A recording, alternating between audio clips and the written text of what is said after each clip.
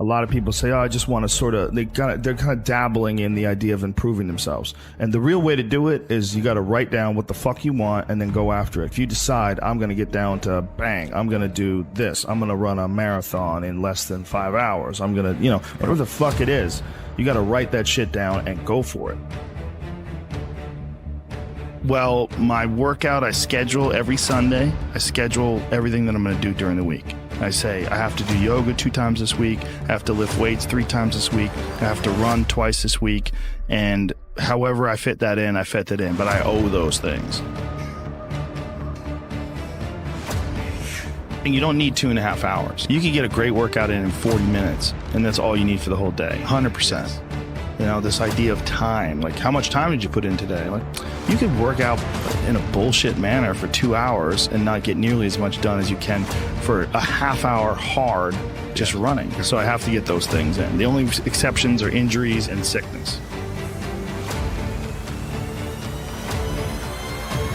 I do everything that I can to put my body and my brain in a good place so that I'm keeping my engine smooth. I'm changing my oil, I'm changing my spark plugs, I'm making sure that it's operating. I mean, it's not going to be perfect, but I know that I've done my best to keep it working the best that I can. There's consequences that you pay to constantly seeking comfort and avoiding discomfort and avoiding hard work. And those consequences are you're never going to feel self-realized, you're never going to feel like you accomplished anything, you're never going to have this feeling of understanding that difficulty and struggle and the ability to push through that is a muscle, and you develop that muscle by doing it. And once you do, you develop a lot of self-satisfaction and you develop peace of mind, and you understand that you can overcome obstacles. If you don't have to overcome obstacles, you never know whether or not you can. Unless you are faced with actual adversity, you don't understand how you're going to feel and how you're going to react when you overcome that adversity.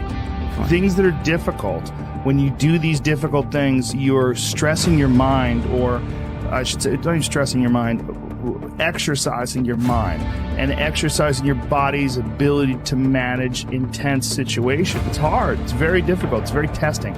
And in doing so, you lessen the stress of regular life. The more stressful situations that I experience, the more I understand what they are and the more I can relax.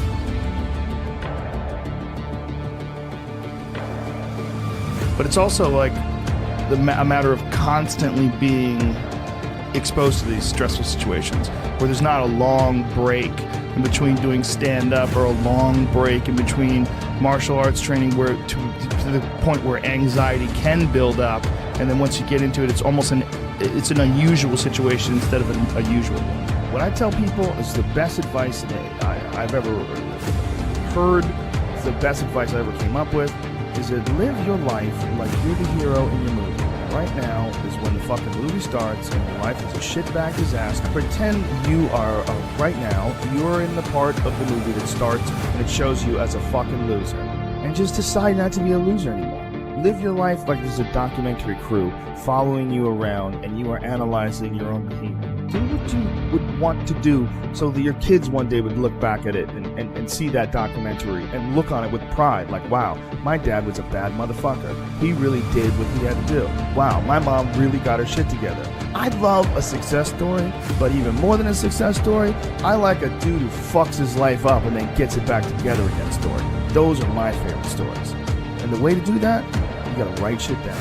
You gotta think that you are the hero in your own fucking movie, and then you gotta sit down and you gotta write shit down. Write down what you need to do.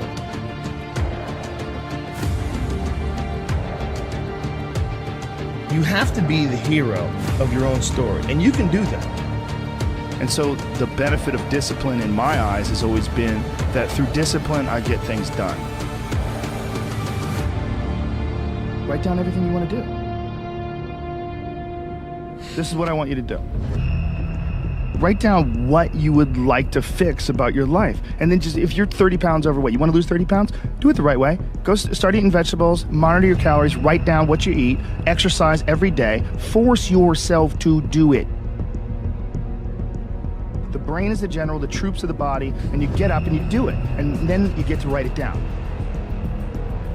Our bodies, for whatever reason, most people, their associations are to avoid anything that's uncomfortable.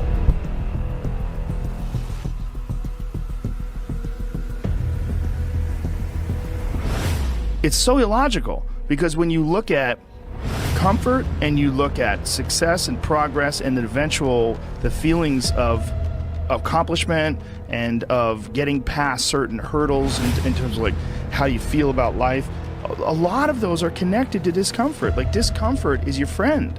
It really is.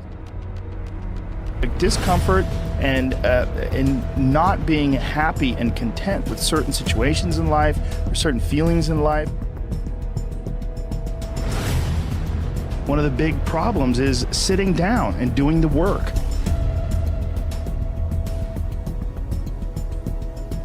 And he labels it like an enemy. He calls it resistance. You know, and that you have to sit down, you have to overcome resistance, and that the pro goes to work. And it doesn't matter if you're sick, doesn't matter if you have kids, it doesn't matter what, you're a pro and you go to work. And that just, it puts it in your head that this is what I do. You have pride in that. And then when you are in front of that keyboard and you look down at the count, it says put 1,000 words in, you're doing the work. Yeah. And out of that work, gems blossom. And it's about resistance that people feel when you should write, or you should paint, or whatever you should sculpt, whatever these things are that you pursue. And that there's this thing that comes up that tries to keep you from doing that. This resistance. You're not a hero in your own eyes. You're not someone who you respect.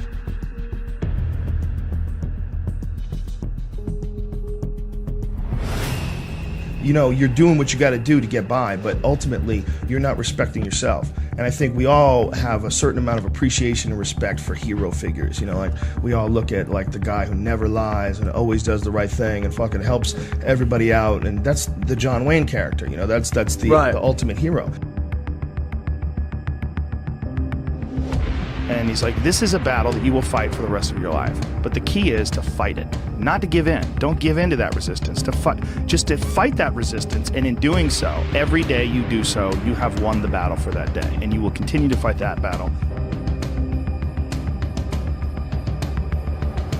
And when you look at your own life and you don't stack up, you're a thief, you stole money from your wife's purse, and you know, you don't want to smoke cigarettes, but you fucking have to, you can't deal with the stress and smoke, you devalue yourself. You slowly start devaluing yourself.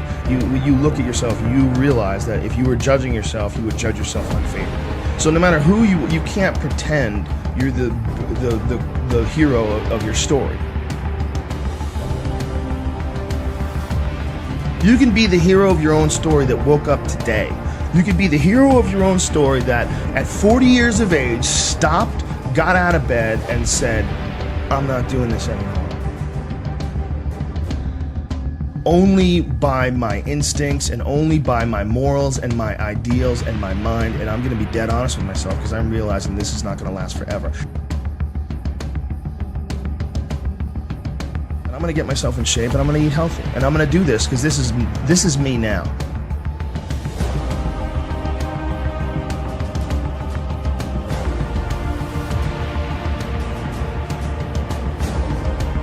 I decide that this is me.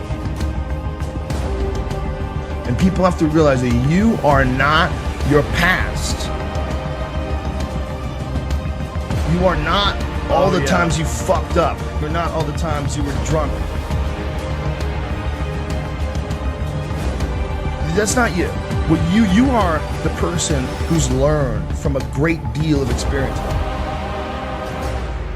When you're alone with your thoughts, you get an idea of what your thoughts actually are. If you live your life just acting constantly on the momentum of other people's expectations, of you wanting to be liked by these other people, you can run into a trap, and you set up a life that you didn't really want. Your life is certainly some sort of a journey. It's certainly some sort of a journey.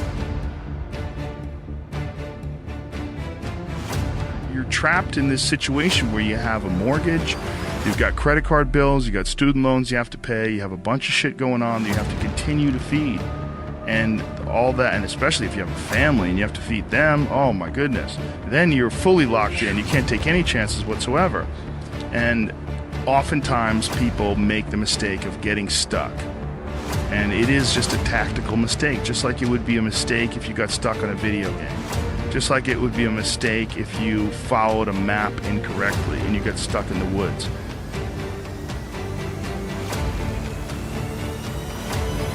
Your life is certainly some sort of a journey. It's certainly some sort of a journey. And we have to all be aware that when we're making journeys, we're not going to always make the right steps. And sometimes you have to back up and try again. And if you're in a position where you can't back up and try again, you've trapped yourself. Because people define themselves by the past. Instead of thinking about who they are now, instead of they still look back at a mistake they made and don't just get past that mistake, grow and learn, but dwell on it. Think it defines them. I mean, there's definitely pitfalls in life. You're gonna run into them. We all are. No, you can learn and grow if you survive.